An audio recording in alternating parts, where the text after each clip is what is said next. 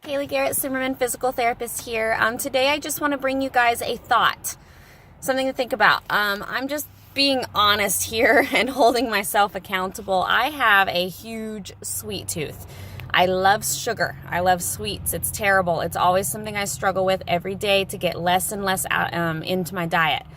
I try really hard to not eat sugar as far as like added sugars, things like cookies, cakes, juices, sodas, things like that. I don't really have a problem with the soda. It's more so like the cookies and the cakes. I love candy. It's literally my vice. It's terrible.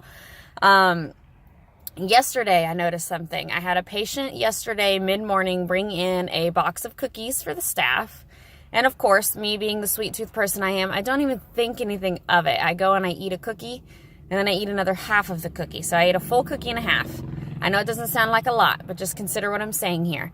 I've been eating really well recently, and I've been doing well as far as keeping sugars, glutens, dairies out of my system, and I've been feeling much better.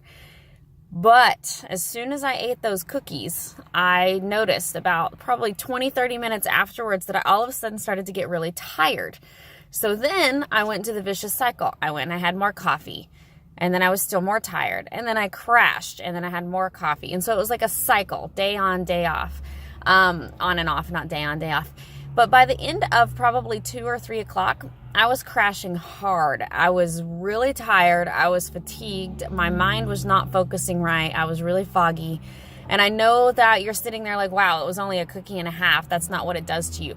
But it does, because like I said, I've been doing really well keeping it out of my system, and then I'm putting it back in. And this is what sugar does to you. And I've talked about this before with not drinking enough water. But consider the things that you eat. You are what you eat. That is a very, very true statement. And you are going to be foggy and groggy and sluggish all day if you intake lots of sugars, lots of carbs, lots of fats, lots of glutens, lots of dairies. Your body doesn't digest those things as well. You need to be intaking more of the fruits and lots of the vegetables and lots of the good fats and things like that.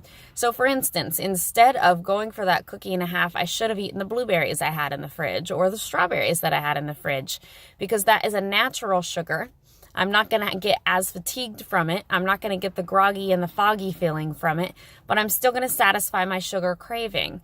So look for ways to get rid of that sugar. Look for ways to try to transfer into a healthier sugar.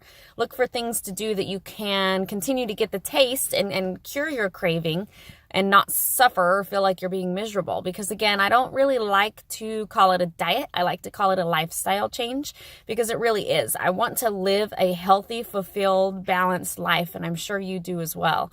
And one of the most important things that we can do for that is to eat right. Pay attention to our nutrition.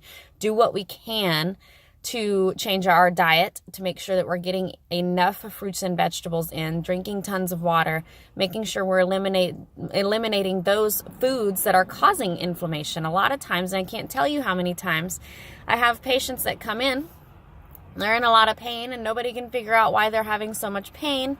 But then they go to a nutritionist or a dietitian and they recommend an anti-inflammatory diet, and then they start to have less pain. Our pain can be caused by our diet. I'm not saying everybody's is. I'm saying that it can be. Your diet can affect everything. It can affect your mind. It can affect your sleep patterns. It can affect your relationships, your moods. It can affect your full day, your focus, your concentration. It's very important for you to pay attention to your nutrition. And I just wanted to give you that little bit of a reminder. Let me know what you're doing to eliminate those sugar cravings. I'm having a hard time with it myself, so we are all human.